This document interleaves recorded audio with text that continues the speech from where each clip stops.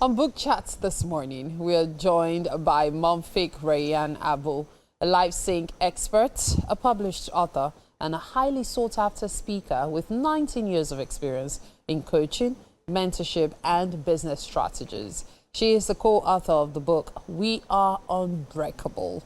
And this is it. This is a very interesting book. It's so good to have you on the Wake Up Nigeria set this morning. Welcome. Thank you for having me. Awesome. Thank you. So when you take a look at this book, it talks about stories of resilience from different women, especially their experiences. But I'm going to let you tell us more about what the book is about before we talk about your part in it. Okay. So the book is a compilation of stories of resilience specific to the year 2020. 2020 is a year that was very challenging, traumatizing for so many people because of the pandemic, COVID. Yeah. At that time, I was living in Canada. So I was with my very dear friend, her name is Karen Dean, and we're talking about how we can be able to give people a little bit of hope in this very difficult time, sharing the things we have survived in that year of COVID, and also sharing other resilient stories from our lives. So that's how it came about. Myself and 21 other women came together and wrote this book, but the idea came from my friend Karen Dean, and she's a person right here. Yeah. So you know, when I started reading it, I was really inspired because everyone had a story to tell that would make you feel like, okay, whatever it is you're going through right now, there's actually a sliver of hope. You just need to keep your eye on the horizon and keep hopeful. And I find that really inspiring. Yeah. But then let's go to your parts in the book. Yes. So you might see this book, We Are Unbreakable, Raw Real Stories of Resilience from Women in Nova Scotia in 2020. That's where you were at that time. Yes, that's where I was. Yeah. And now this is Mounfiq's story. So you talked about what 2020 taught me. Yeah. Now, it's particularly difficult for someone who has lived in Nigeria all their lives, and then you decide to relocate with your family just a year before with big hopes, dreams. I think in your words, tell us your experience. Oh, wow. The immigrant journey is a very complicated one. Absolutely. And it's something that if you don't have a commitment and a belief to go ahead is difficult because it's not home. So having to come into a new country, a very small province as well, Nova Scotia, Canada, and trying to connect and find your people and build a business. So I'm building a business with my husband. I'm also trying to build my own coaching and training enterprise. Children are in university, some are in secondary school. So it was a whole lot. It was a lot. But Canada is a welcoming place. It's good for families. So it was nice, at least in terms of the children. And they are the core reasons why we had to make the move to support them.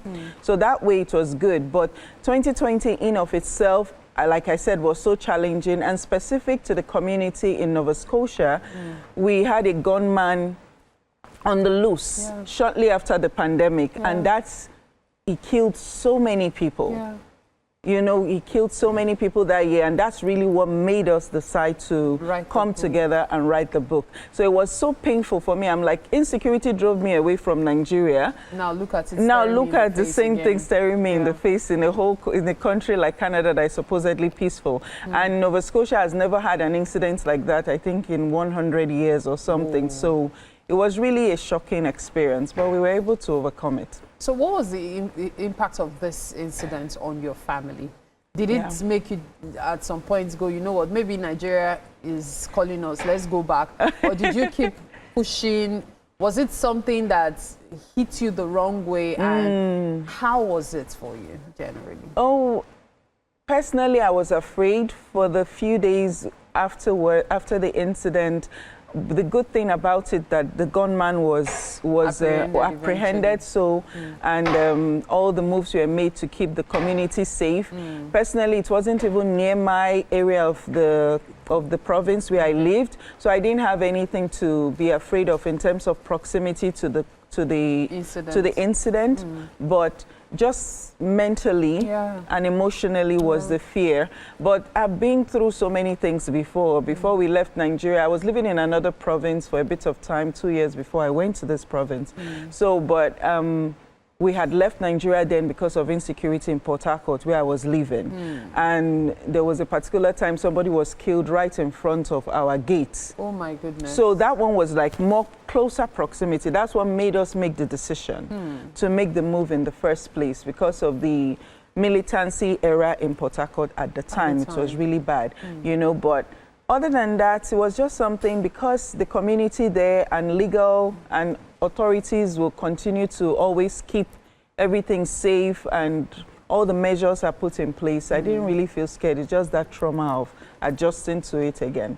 But it was fine. So post 2020, those dreams, seafood exports, which is what your family had in mind. And then of course your coaching experience, trying to put it into place as well, which you are now doing. But post 2020, were you able to achieve most of these dreams? Yes. Thankfully. Yes, thankfully. The thing about 2020, for me, after this issue, that solitude gave me a lot of perspective in terms of where I wanted to take my coaching business.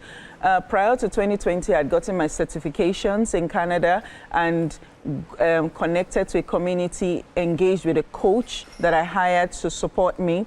So that was the first time I actually started launching online courses, creating coaching programs for people. That time lag of people being in their homes, for me, I utilized it maximally.